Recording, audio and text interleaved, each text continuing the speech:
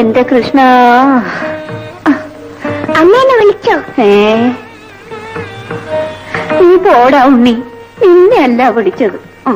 ഓ ഇന്ന് ഞാൻ പോണു. ഉണ്ണി,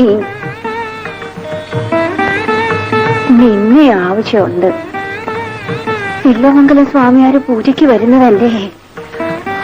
ഞാനൊന്നും ഒരുക്കിയിട്ടില്ല. വരുന്നു? വരാതിരിക്കില്ല.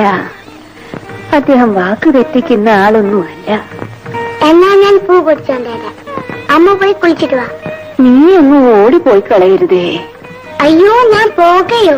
പായസം ഒക്കെ തിന്നണ്ടേ? അമ്മ കുളിച്ചിട്ട് വാ. എന്റെ കൃഷ്ണ, എല്ലാം ഭംഗിയായി നടത്താനുള്ള കഴിവ് തരണേ.